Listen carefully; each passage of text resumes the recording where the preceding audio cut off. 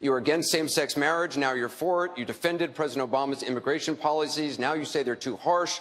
You supported his trade deal dozens of times. You even called it the gold standard. Now, suddenly last week, you're against it. Will you say anything to get elected?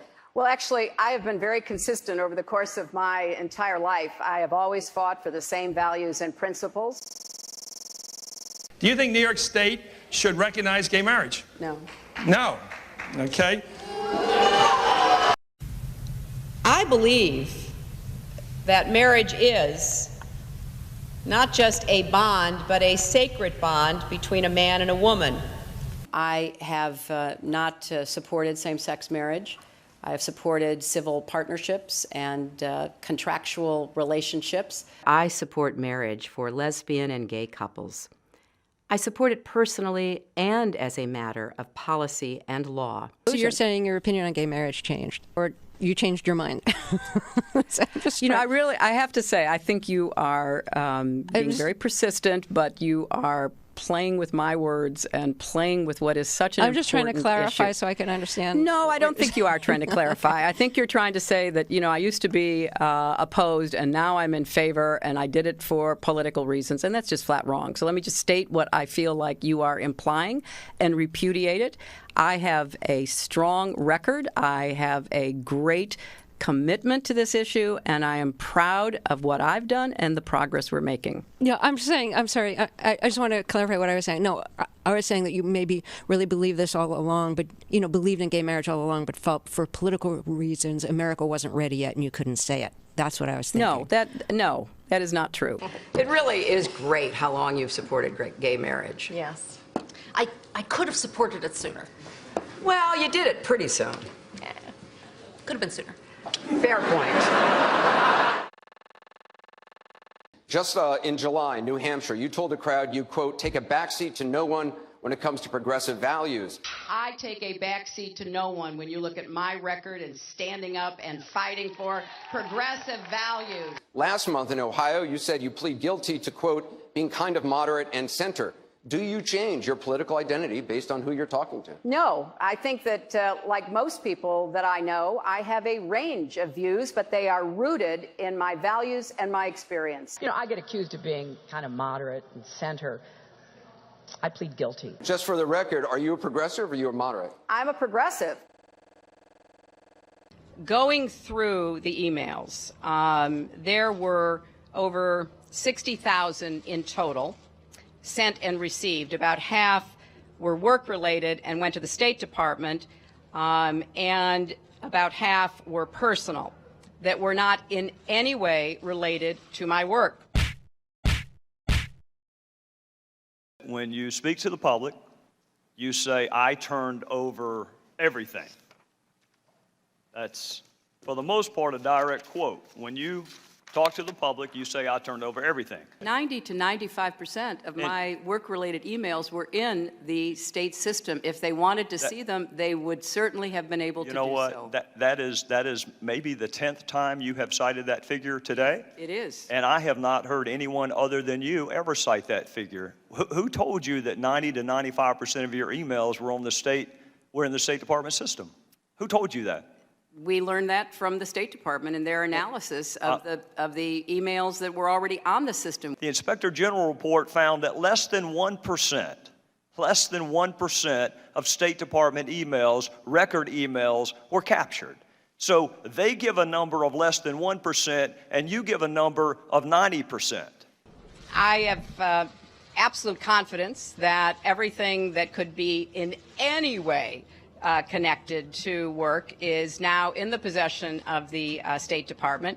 This pile represents the emails that you sent or received about Libya in 2011, from February through December of 2011.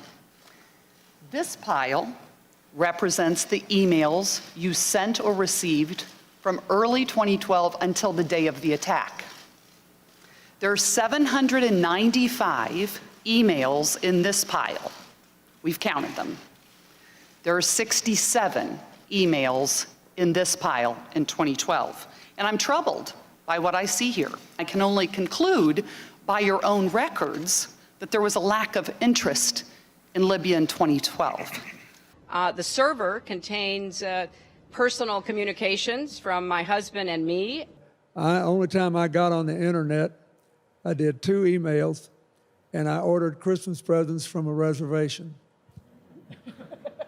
Otherwise, I found people said embarrassing things on emails. I didn't want to be one of them.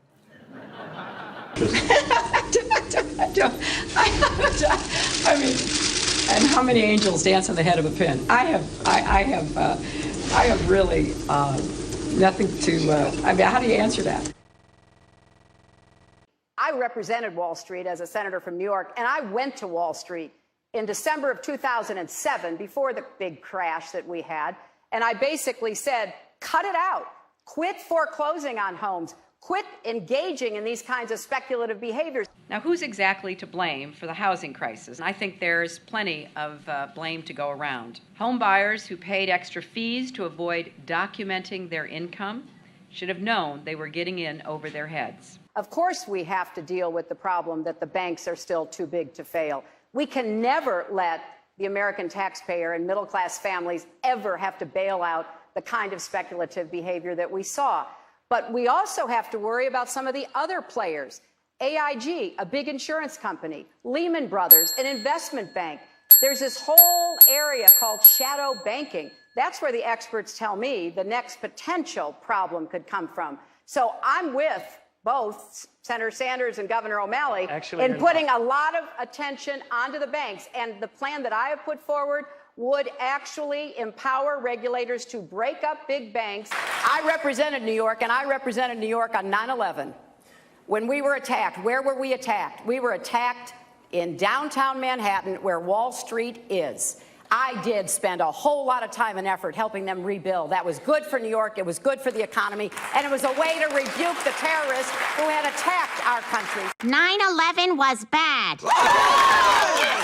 I agree with that. Time and time again, you hear one thing in speeches, and then you see a campaign that has the worst kind of tactics, reminiscent of the same sort of Republican attacks on Democrats. Well, I am here to say that it is not only wrong, but it is undermining core democratic principles. Since when do Democrats attack one another on universal health care? I've looked at the legislation that Senator Sanders has proposed, and basically he does eliminate the Affordable Care Act, eliminates private insurance, eliminates Medicare, eliminates Medicaid, TRICARE, Children's Health Insurance Program. Just because Senator Obama chose not to present a universal health care plan does not give him the right to attack me because I did. So let's have a real campaign. Enough with the speeches and the big rallies and then using tactics that are right out of Karl Rove's playbook. This is wrong, and every Democrat should be outraged. The Democratic Party in the United States worked since Harry Truman to get the Affordable Care Act passed. So shame on you, Barack Obama. It is time you ran a campaign consistent with your messages in public. Hillary Clinton's attempt to tout her foreign policy experience hounded her again on the campaign trail today. I made a mistake in describing it. She claimed she misspoke last week and was sleep deprived when she described landing under sniper fire in Tuzla, Bosnia, something that didn't happen. But CBS News has found several times in the past few months when Senator Clinton used the Bosnia trip to try to show her international experience. December in Iowa. We landed in one of those corkscrew landings and ran out because they said there might be sniper fire. I don't remember anybody offering me tea on the tarmac when that was happening. Then in February. The welcoming ceremony had to be moved inside because of sniper fire. And last week. I remember landing under sniper fire. We basically were told to run to our cars. Now that is what happened. Differing accounts of your trip to Bosnia, and I'm wondering if you can clarify. I know you recall, ducking under sniper fire, and Sinbad in his account, who was on the trip, he said that the most dangerous part was remembering where he was going to eat next. He's a comedian, Jeff. He's a comedian. So you actually recall, hearing gunfire, and were you when we were flying into Bosnia, we came in a evasive maneuver. There was no greeting ceremony. And we basically were told to run to our cars. Now, that is what happened. After CBS News video showed what really happened when she landed and greeted officials, Senator Clinton maintained there were risks, but explained to the Philadelphia Daily News why she was seen on the Bosnian tarmac greeting a young child if it was really so dangerous. I was also told that the greeting ceremony had been moved away from the tarmac, but that there was this 8-year-old girl, and I said, well, I can't rush by her. I've got to at least greet her. So I greeted her, I took her stuff, and I left. Now that's my memory of it. Good to see you. Once again, her memory doesn't match our videotape. She and her daughter Chelsea lingered on the tarmac to greet U.S. military officials, took photos. There was the group of 7th graders on the tarmac, too. And then Senator Clinton walked to the armored vehicle where she did eventually duck and enter. It was one of the highlights of President Clinton's first term, passage of the North American Free Trade Agreement, also known as NAFTA. Critics blame NAFTA for the loss of manufacturing jobs in industrial states, including Ohio and Pennsylvania. Hillary Clinton helped get NAFTA approved. She held at least 5 meetings to strategize about how to win congressional approval. She helped the White House block opposition from labor and environmental groups, and she was the featured speaker at a crucial meeting. Participants in that event said, quote, her remarks were totally pro-NAFTA. There was no equivocation for her support for NAFTA at the time. You know, I have been a critic of NAFTA from the very beginning. My concerns about NAFTA expressed years ago have been well documented and verified. I didn't have a public position on it. I have spoken consistently against NAFTA. And if you look at what I have been saying, it has been consistent. I have been consistent. You can go back and look at from the very beginning. I was one of the voices in the administration warning about NAFTA. You said it was good on balance for New York and America in 2004, and now you're in Ohio, and your words are much different, Senator. The record is very clear. Well, you don't have all the record, because you can go back and look at what I've said consistently. Oh, I think that everybody is in favor of free and fair trade, and I think that NAFTA is proving its worth. I think on balance, NAFTA has been good for New York and America. Was NAFTA a mistake? NAFTA was a mistake to the extent that it did not deliver on what we had hoped it would. Your opponents are saying that that's really part of a larger pattern with you, that you often avoid taking firm positions on controversial issues.